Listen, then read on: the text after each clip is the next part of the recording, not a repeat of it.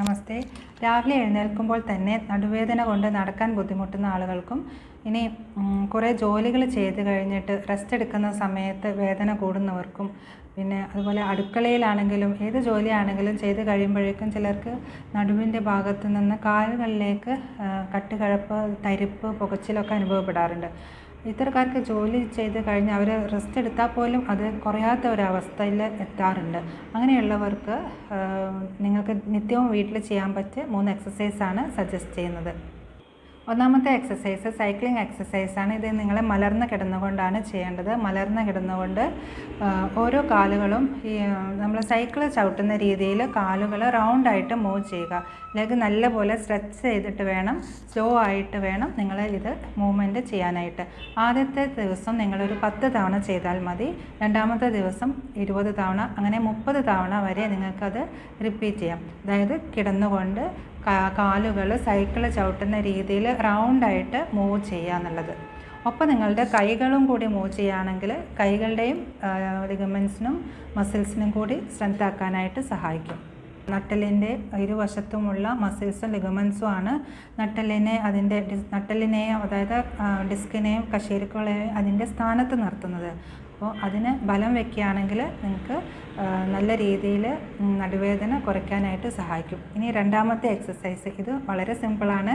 മലർന്ന് കിടന്നുകൊണ്ടാണ് ചെയ്യേണ്ടത്. മലർന്ന് കിടന്നിട്ട് മുട്ട് മടക്കുക. നിങ്ങളുടെ കാലുകൾ നിലത്ത് പ്രസ് ചെയ്തിട്ട് ഹിപ്പിൻ്റെ പോർഷൻ മുകളിലോട്ട് ഉയർത്തുക.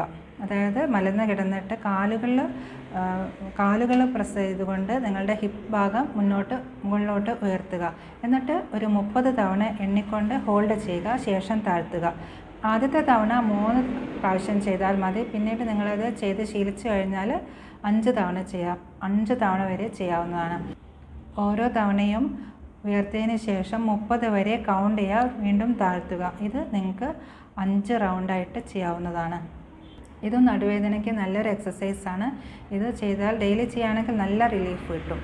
മൂന്നാമത്തെ എക്സസൈസ് കോബ്ര സ്ട്രെച്ച്. ഇത് നിങ്ങൾക്ക് കമഴ്ന്ന് കിടന്നിട്ടാണ് ചെയ്യേണ്ടത്. കമഴ്ന്ന് കിടന്നിട്ട് 2 കൈകളും കട്ടിൽ അല്ലെങ്കിൽ ഫ്ലോറിൽ സൈഡിലായിട്ട് വെക്കുക. ഷോൾഡറിൻ്റെ 2 ഭാഗത്തായിട്ടാണ് വെക്കേണ്ടത്. അതിനുശേഷം വളരെ സ്ലോ ആയിട്ട് ബോഡി ഉയർത്തി നേരെ മുന്നോട്ട് നോക്കുക. ബോഡി വെയിറ്റ് കൂടുതലും നിങ്ങളുടെ കൈകളിലാണ് കൊടുക്കേണ്ടത്. കൈകൾ ഇങ്ങനെ പ്രസ് ചെയ്തിട്ട് കൈകളിലാണ് നിങ്ങൾ പൊങ്ങേണ്ടത്. അങ്ങനെ പൊങ്ങിയാൽ മതി. ഇതും സ്പൈന് സ്ട്രെച്ച് കിട്ടാനും ഹിപ്പിൻ്റെ സ്റ്റിഫ്നെസ് കുറയ്ക്കാനും കാലിലേക്കുള്ള വേദനയും കട്ടുകഴപ്പും കടച്ചിലും തരിപ്പും കുറയ്ക്കാനും ഡെയിലി ചെയ്യുന്നത് കൊണ്ട് സഹായകരമാകും.